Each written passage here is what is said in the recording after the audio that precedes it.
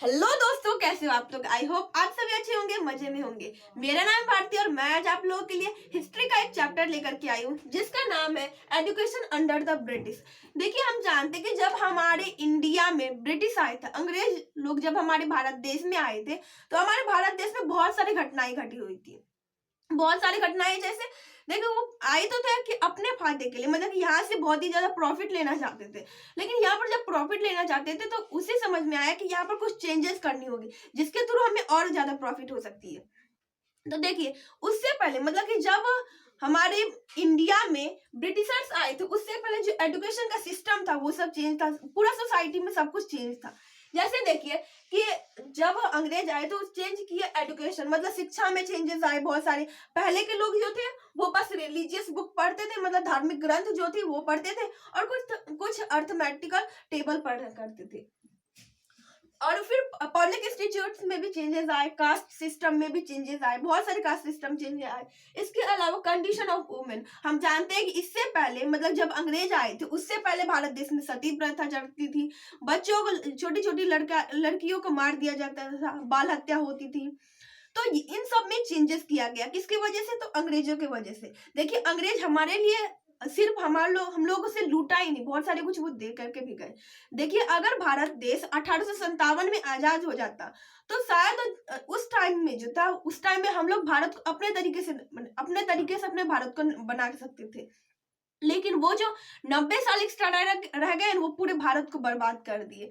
तो देखिए, इसके वो जो आदमी हुआ करते थे वो रिलीजियस बुक और अर्थमेटिक टेबल पढ़ा करते थे। लेकिन जो विद्वान लोग हुआ करते थे, जो और भी ज्यादा हायर नॉलेज लेना चाहते थे, ज्यादा ज्ञान लेना चाहते थे, वो लोग संस्कृत पढ़ा करते थे, अरबिक पढ़ा करते थे, पर्शियन, लॉ, मेडिसिन, ये सब पढ़ा करते थे।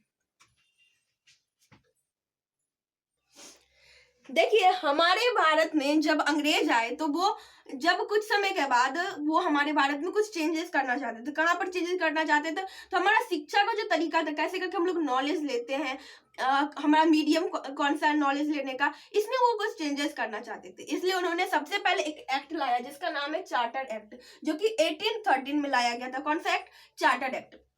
पता है चार्टर एक्ट में क्या हुआ था? चार्टर एक्ट में अंग्रेजों ने 1 लाख रुपया दिया था पूरे भारत में एजुकेशनल सिस्टम को चेंज करने के लिए, अलग अलग कॉलेज बनाने के लिए और स्कूल सब खोलने के लिए। सोच सकते हैं कि अभी 1 लाख रुपए में शायद कि एक स्कूल का भी अच्छे से कुछ नहीं हो पाता, और ये 1 लाख में पूरे भारत में एजुकेशनल सिस्टम को चेंज करना चाहते थे। देखिए, उस टाइम मतलब कि जब अंग्रेज सब थे उससे पहले साउथ इंडिया में कुछ ऐसे स्कूल सब, कुछ कॉलेज हुआ करते थे, क्योंकि वहां पर भी अंग्रेज सब रहा करते थे, यूरोपियंस रहा करते थे, तो वो सब इंग्लिश पढ़ा करते थे। तो इसलिए वहां पर कुछ कॉलेज थे, जैसे एक था हिंदू जो कि कलकत्ता में था, और दूसरा था एल्फिनस्टोन जो कि था बॉम्बे में। देखिए, ये जो थॉमस मैकाले जो कि उस टाइम का काउंसिल मेंबर था, उन्होंने कहा कि अगर मैं चाहता हूं कि एक ऐसा इंसान बने जो कि इंटरप्रेटर का काम करे। इंटरप्रेटर का मतलब क्या होता है? जो कि एक लैंग्वेज को दूसरी लैंग्वेज में कन्वर्ट करे। वो चाहते थे कि कोई ऐसा इंसान बने जो कि भारत के जितने इंसान हैं जो लोकल लैंग्वेज बोलते हैं, वर्नाकुलर लैंग्वेज बोलते हैं, उस लैंग्वेज को वो मुझे बताए इंग्लिश। अब इसके लिए क्या होगा? इसके लिए या तो फिर अंग्रेज को ला करके उसे हिंदी या मैथिली या जो हम लोग बोलते हैं वो सिखानी पड़ेगी, या तो फिर इंडियंस को इंग्लिश सिखानी पड़ेगी। तो उसने बोला कि क्यों ना इंडियंस को इंग्लिश सिखाएं, क्योंकि अंग्रेज के लोग आएंगे तो वो सब मेरे से ज्यादा पैसे लेंगे, लेकिन इंडियंस कम पैसे पर ही काम कर देंगे। तो इसलिए वो इंडियंस को क्या बोले कि इंडियंस में चेंजेस लाने लग गए। बोले क्या, हम कुछ कॉलेज वगैरह बनाते हैं जिसमें तुम लोग पढ़ोगे, ठीक है। देखिए, तो उस टाइम में भी दो केसेस आ गए, या तो फिर ओरिएंटलिस्ट या तो फिर एंग्लिसिस्ट। मतलब कि वो सोचने लगे कि अब कॉलेज जो खुलेगा तो उसमें कैसे मीडियम पढ़ाई होगी। ओरिएंटलिस्ट मतलब होता है कि हमारा ट्रेडिशनल सिस्टम जो था जिसमें हम लोग संस्कृत में पढ़ते आ रहे थे, पर्शियन में पढ़ते आ रहे थे, वो। और एंग्लिसिस्ट मतलब होता है कि जो इंग्लिश में पढ़ाया जाएगा, मीडियम जो हमारा पढ़ाने का जो मीडियम रहेगा वो रहेगा इंग्लिश। तो लॉर्ड मैकाले के वो ब्रिटिश करते, इसलिए उन्होंने एंग्लिसिस्ट को सपोर्ट किया, और हमारे भारत में और अलग अलग कॉलेज सेटअप होने लगे जो कि इंग्लिश में जहां पर पढ़ाई हो रही थी।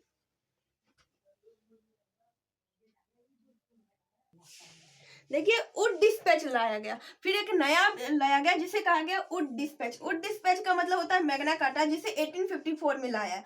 और कौन किसने इसे इशू किया, तो इसे किया चार्ल्स वुड ने इसे इंट्रोड्यूस किया। देखिए इसमें क्या था ना, इसमें वो चाह रहे थे, चार्ल्स वुड चाह रहे थे कि हम एक एजुकेशन का एक सेपरेट डिपार्टमेंट बनाएंगे, जिसमें कि हम सेटअप करेंगे कुछ यूनिवर्सिटीज को, और वो यूनिवर्सिटीज रहेंगे प्रेसिडेंसी टाउन। और प्रेसिडेंसी टाउन 3 ही थे। कौन कौन थे वो बॉम्बे में थे, कलकत्ता और मद्रास, ये 3 जो टाउन थे इसे प्रेसिडेंसी टाउन कहा गया था। तो उन्होंने बोला कि हम यहाँ पर इस तीनों टाउन में यूनिवर्सिटीज बनाएंगे। और फिर नेक्स्ट आया लॉर्ड कर्जन। लॉर्ड कर्जन भी इंडिया में इंडियन यूनिवर्सिटीज एक्ट लाए, जो कि 1904 में लाए। उन्होंने क्या कहा कि इंडिया के अलग अलग कोने में हम लोग क्या करेंगे, यूनिवर्सिटीज लाएंगे। देखिए ये सब टाइम अलग अलग है, 1854 है, ये 1904 है। आपको लग रहा है कि तुरंत तुरंत ऐसे ऐसे चेंजेस आ रहे हैं, तो तुरंत ही नहीं हो रहा है, ये बहुत ही समय के बाद हो रही है। देखिए हमारा नेक्स्ट जो सिस्टम आया वो आया नेशनल सिस्टम ऑफ एजुकेशन। देखिए ये जब सिस्टम आया उससे पहले देखिए हमारे गांधी जी जो थे उन्होंने 1937 में बोला वर्धा सिस्टम। उसमें क्या था ना, वो बोले कि पूरा मतलब कि पूरा भारत के हर एक बच्चे, देखिए इससे पहले क्या हो रहा था कि जो भी नॉलेज था, मतलब जो भी यूनिवर्सिटी सब खुले थे उसमें वही बच्चे जाकर के पढ़ सकते थे जिसके पास पैसा है, क्योंकि उसके पढ़ने के लिए उसे टैक्स देने पड़ते थे। लेकिन गांधी जी ने पहले ये आइडिया दिया कि क्यों ना एक ऐसा सिस्टम लाया जाए जिससे कि भारत का हर एक इंसान पढ़े, चाहे वो गरीब हो अमीर हो, सब पढ़े पढ़ाई करे। फिर इससे अंग्रेजों को पता चला कि ये तो बहुत ही अच्छी बात हुई, गरीब इंसान भी पढ़ेगा और उससे भी तब वो कनेक्शन हम लोग और भी ज्यादा मजबूत होते जाएगा, और इससे क्या होगा, इससे हम लोग और भी ज्यादा पैसा कमाते जाएंगे। क्योंकि हमारे अंग्रेजों का सिर्फ एक ही मकसद था कि लूटना, भारत से बहुत ही ज्यादा प्रॉफिट कमाना। दूसरे का क्या था ना, दूसरे जब राजा वगैरह थे वो सब राज करना चाहते थे भारत के ऊपर, लेकिन ये जो अंग्रेज थे वो राज नहीं करना चाहते थे, वो बस यहाँ से पैसे लेना चाहते थे, जितना ज्यादा से ज्यादा हो सके उतना ज्यादा से ज्यादा वो पैसे लेना चाहते हैं। इसलिए उन्होंने एक नया सिस्टम लाया, नेशनल सिस्टम ऑफ एजुकेशन, जिसे उन्होंने 1943 में लाया। इसमें उन्होंने कहा कि हम एक नया डेवलप करेंगे, जिसमें क्या होगा, ऐसे बच्चे जो कि 6 साल से 14 साल की उम्र के बीच के हैं वो सारे बच्चे पढ़ाई करेंगे, चाहे वो गरीब हो अमीर हो, पैसा हो या ना हो, हिंदू या मुस्लिम हो, सब पढ़ाई करेंगे। भारत के इस कोने से उस कोने तक सारे मतलब पूरे भारत के हर एक बच्चे को इसमें पढ़ाई करने का राइट मिला, इसमें सब पढ़ाई करेंगे। देखिए ये अभी भी चलती आ रही है, मतलब कि 6 to 14 ईयर्स के बच्चे अभी भी उसका राइट है कि वो पढ़ाई करेंगे, ये उसकी। अब देखिए जब ये सारे सिस्टम लाए गए, एक्ट लाए गए, तो उसका कुछ ना कुछ तो रिजल्ट निकलेगा ना। तो सबसे पहले समझते हैं कि पॉजिटिव इम्पैक्ट, मतलब आखिर उसका पॉजिटिवली आखिर क्या क्या हमारे इंडियंस के ऊपर इफेक्ट पड़ा।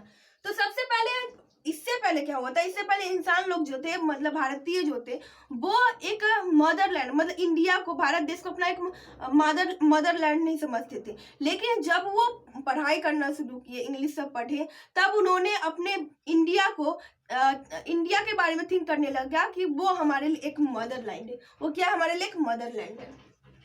और दूसरा, इससे क्या हुआ कि नेशनलिज्म, मतलब राष्ट्र एकता के बारे में पूरे भारत में बातें फैल गई। फिर आया create awareness in social and religious reform. बहुत सारे सोशल और रिलीजियस रिफॉर्म में चेंजेस आए। जैसे हमने बताया था कि सती सिस्टम को बैन कर दिया गया था, तो सती सिस्टम बैन करने में भी इंडियंस का हाथ था।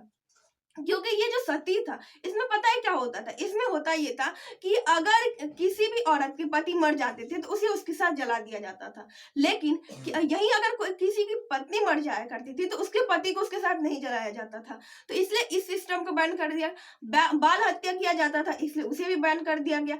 विडो रिमैरेज, मतलब कि ऐसी औरत, देखिए जब सती सिस्टम को बैन कर दिया गया तब लोगों ने नया सिस्टम स्टार्ट किया, जिसमें बोला गया विडो का मतलब कि अब जो बच गई जो औरत, उसका शादी नहीं होगा, वो घर में एक कोने में रहेगी, बस घर का काम करेगी, उसके अलावा वो किसी भी पूजा पाठ किसी में भी शामिल नहीं होगी।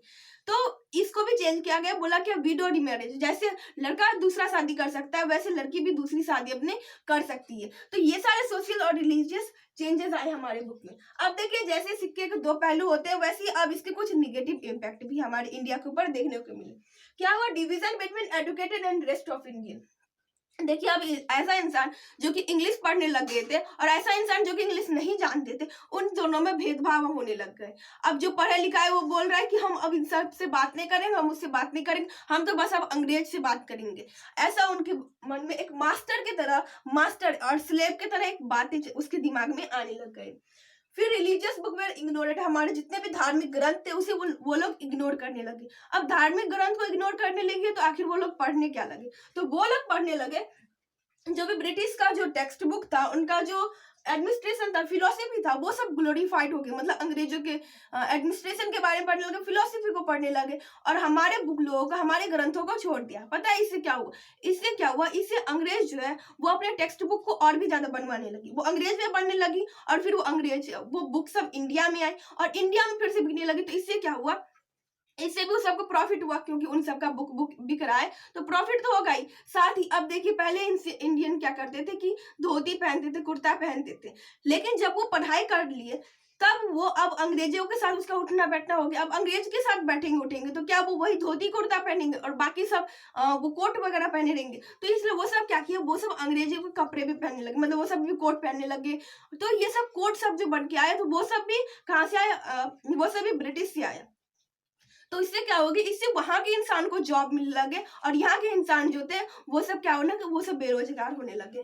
तो यही सब हमारा कुछ इम्पैक्ट था। आई होप ये वीडियो आप लोगों के लिए यूजफुल रहा होगा। अगर ये वीडियो आप लोगों को पसंद आए तो प्लीज वीडियो कर दीजिएगा लाइक, अपने दोस्तों के पास कीजिएगा share. Bye bye, take care, thanks for watching.